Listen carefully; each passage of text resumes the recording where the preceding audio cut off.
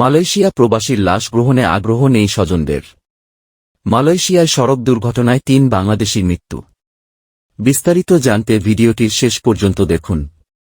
স্বজনদের অনাগ্রহের কারণে মালয়েশিয়া প্রবাসীর লাশ পাঠাতে পারছে না মালয়েশিয়াস্থ বাংলাদেশ হাইকমিশন।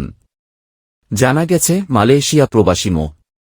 আব্দুল সোবহান নামে একটি লাশ ৭ মার্চ থেকে মর্গে পড়ে আছে। হাতে লেখা পাসপোর্টের কারণে তার পুরো পরিচয় শনাক্ত করতে পারেনি বাংলাদেশ হাইকমিশন। সংবাদপত্রে প্রচারের পর তখন তার স্বজনদের সঙ্গে যোগাযোগ করতে সক্ষম হয় বাংলাদেশ হাইকমিশন। হাইকমিশনের প্রথম সচিব শ্রম সুমন চন্দ্র দাস জানিয়েছেন, তার মেয়ের সঙ্গে যোগাযোগ করা হয়েছে। কিভাবে লাশ তারা বুঝে নিবে সে বিষয়ে তাদের জানানো হলে তারা তেমন আগ্রহ বোধ করেনি। তার মেয়ে জানায়, তার ভাইয়ের সঙ্গে কথা বলে তার পরিবার জানাবে কিভাবে তারা লাশ গ্রহণ করবে। পরবর্তীতে হাইকমিশন থেকে কয়েকবার তাদের ফোন দেওয়া হলেও তারা তখন থেকে ফোন রিসিভ করছে না। হাইকমিশন বলছে, তার পরিবার যদি লাশ গ্রহণ করতে চায় তাহলে তাকে অফিসিয়ালিভাবে হাইকমিশনের তত্ত্বাবধানে তার লাশ তার পরিবারের হাতে তুলে দেওয়া হবে। অন্যথায় মালয়েশিয়ার আইন অনুযায়ী তাকে মালয়েশিয়ায় দাফন করা হবে। মানবজমিনের তরফে তার পরিবারের সঙ্গে যোগাযোগ করলে ফোন নম্বরটি ভুল বলে জানায় সেই নম্বর থেকে। এ বিষয়ে সংবাদ প্রকাশের আগে মালয়েশিয়ার পেরাক রাজ্যের ইপোহ শহরের রাজা মনজিত সিং ইপোহ হাসপাতাল মর্গে গত ৭ মার্চ থেকে পড়েছিল বাংলাদেশি প্রবাসীর এই লাশটি।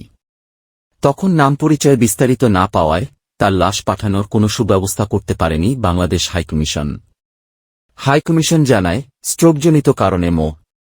আব্দুল সোবহানকে 2022 সালে অপরিচিত এক ব্যক্তি হাসপাতালে ভর্তি করেছিলেন। চলতি বছরের ৭ মার্চ চিকিৎসারত অবস্থায় মৃত্যুবরণ করেন তিনি। মালয়েশিয়ায় সড়ক দুর্ঘটনায় ৩ বাংলাদেশির মৃত্যু। মালয়েশিয়ায় সড়ক দুর্ঘটনায় নিহত হয়েছেন ৩ বাংলাদেশি। বুধবার স্থানীয় সময় দুপুর ১:৪৯ দেশটির পেরাক রাজ্যের কাম্পার এলাকায় উত্তর দক্ষিণ এক্সপ্রেসওয়েতে এ দুর্ঘটনা ঘটে। দেশটির গণমাধ্যম উতুসান মালে জানিয়েছে, দুর্ঘটনায় ঘটনাস্থলেই মারা যান আবদুল্লাহ মোহাম্মদ আলী আশকার ও মোস সোহেল মিয়া নামে ৩ বাংলাদেশি। গুরুতর আহত হয়েছেন মোহাম্মদ সোহেল ২-৪, অপর একজন বাংলাদেশি। সোহেল পেট, মাথায় ও বাম হাতে আঘাত পেয়েছেন। গুরুতর আহত সোহেলকে চিকিৎসার জন্য তাপাহ হাসপাতালে পাঠানো হয়েছে।